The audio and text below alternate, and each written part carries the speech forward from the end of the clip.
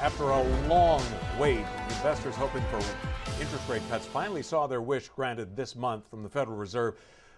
But not everybody is, believe it or not, completely fired up about lower interest rates as money becomes cheaper. Ashley Terrell from Burns Financial joins us with some of the differences. Ashley, good morning to you. Obviously, if you want to buy a car, if you want to buy a house, lower interest rates are a good thing. But if you've got a CD, it can be a different story. Yeah, so here the last couple of years, money markets and CDs have kind of been a safe haven for us. And now with the interest rates decreasing, we're finding that we have to explore other vehicles in order to get that same fixed income and safety in portfolios. So we're looking at a couple different options. Tips have been one of the things that we're exploring, and many other things as well. So tips, that's a Treasury inflation protected security. What exactly is that, and why is it an advantage? Yeah, so the principal, it kind of goes with inflation. So it protects your principal to an extent, and it's also backed by the US government. So this is a good option. Another one would be certain bonds, maybe municipal bonds or corporate bonds, depending on your risk tolerance there. But each one kind of has its pros and its cons, depending on the type of account and what you're trying to accomplish.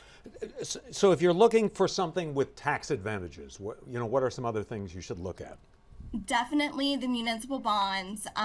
They can provide some tax-free interest in most cases, which is going to be super beneficial. That's going to help us get a little bit better of a return given these rates are dropping. Also, like I mentioned, we have the corporate bonds, but those are for those who are willing to take just slightly more risk.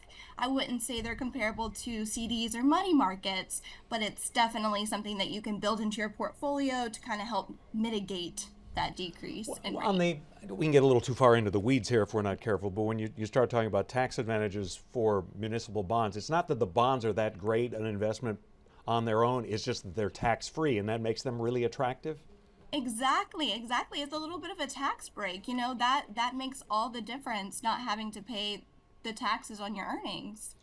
And the advantage from a taxpayer standpoint is when your local government goes and builds some drainage ditches or something, or some drainage sewerage or whatever, they may use bonds in some communities, and the idea that they're tax-free makes them kind of more advantageous.